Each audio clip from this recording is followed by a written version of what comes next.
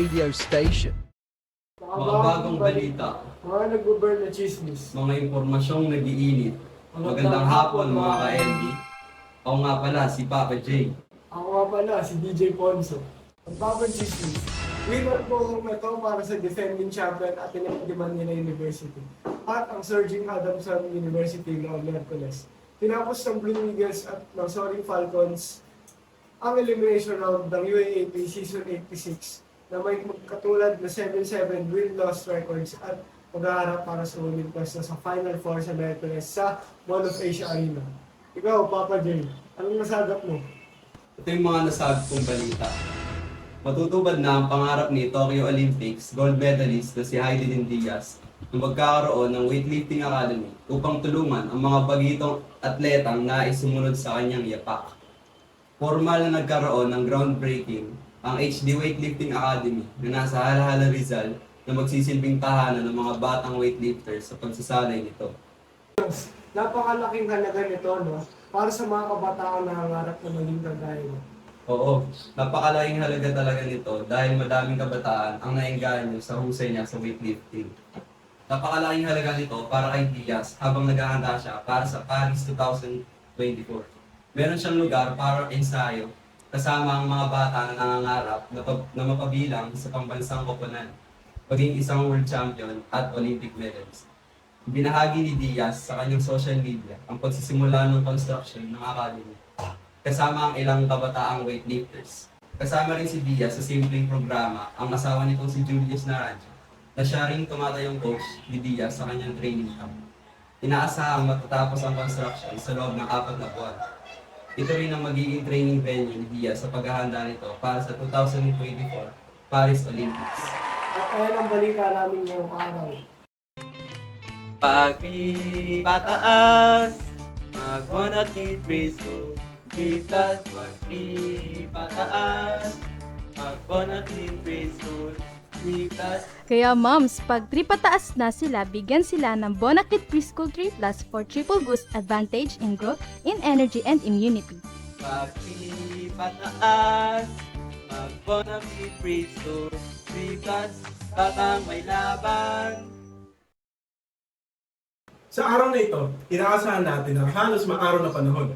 Mayroon ring mga nakakalat na ulap sa kalangitan. Ngunit, dulot sa pagsasamang hangin, ang ilang mga lugar sa Eastern at Central Visayas ay maaaring mag-experience ng isolate na pagulan o pagkulo sa hapon hanggang mamayang gabi. May dala din itong light to moderate rainfall at posibleng lightning, kaya mahalagang maging ligtas at mas nakabuting manatili po muna tayo sa ating mga dahanan. Maayos naman ang kondisyon sa Luzon at Mindanao. Walang pag-uulan at inakasama. Ang mga lugar sa baybayin ay maaaring mag-experience ng moderate hanggang strong at hanggang agad. Kaya pinapayong ko po ang mga mangingisda na mag-ingat. Patungo sa susunod na ilang araw, ang panahon ay inaasahang mapapanatili ng maayos na may isolate na pag-ulan sa ilang mga lugar.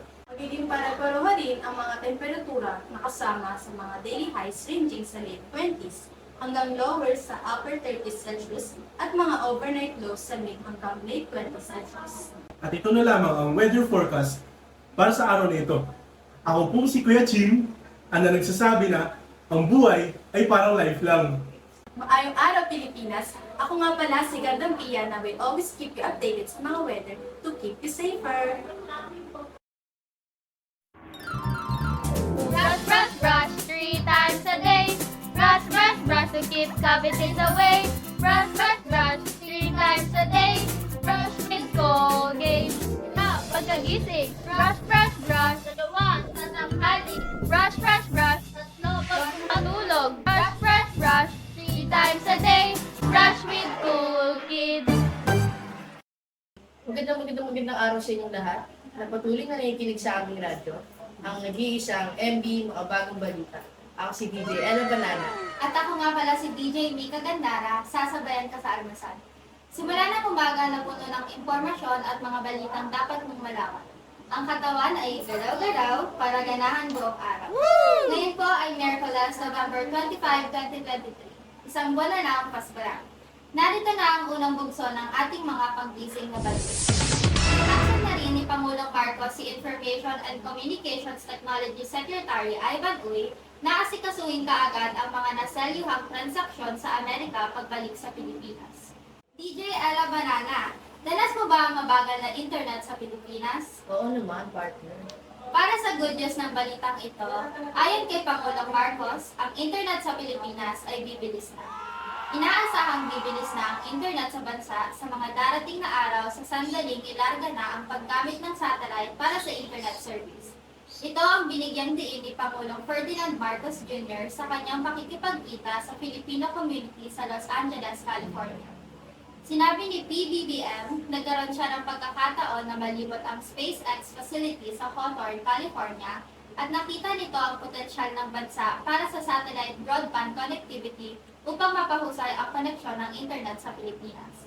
Dahil dito, inaasahang gaganda na ang internet dahil sa magandang resulta ng kanyang biyahe sa Amerika para sa Asia-Pacific Economic Summit sa San Francisco. Napakagandang balita naman yan, ni Jamie Cagandara. At ako naman ang magbabalita. At ayun na nga, partner, nalaglag daw ang isang crane sa condominium building sa Davao City, habang nasira naman ang iba pang gusali dahil sa magnitude 6.8 na lindol na tumama sa bahagi ng Sarangani, Davao Occidental. Ang lakas daw ng pagyanig sa iba pang lugar sa Mindanao ay ramdam din, kaya dahil sa takot ay nagsilabasa ng maraming residente doon. Sunod naman daw ng lindol ay mabilis nang nagsilabasa ng mga tao na nasa loob ng paaralan, malls at iba pang mga gusali.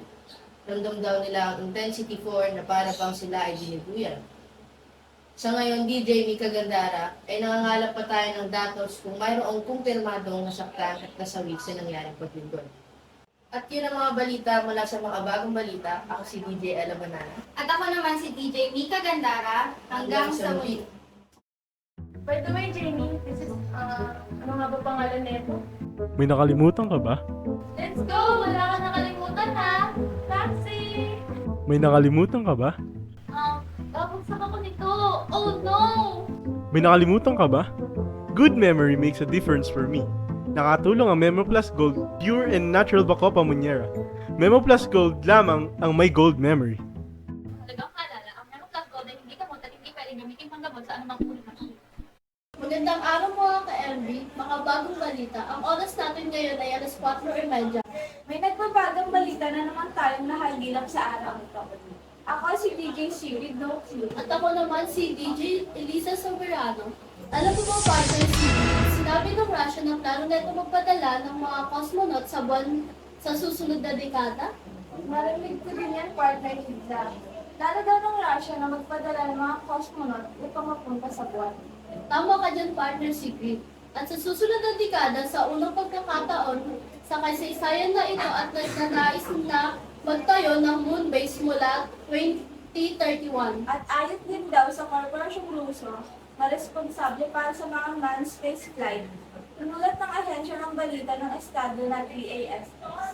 At itong mga balita lamang ang nais namin ipahatid sa inyong mga ka-MB.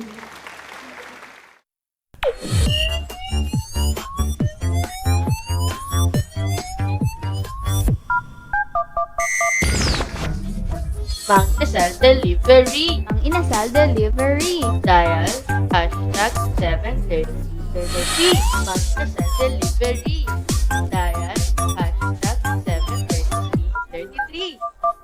Magpa-deliver na sa Mang Inasal. #73333.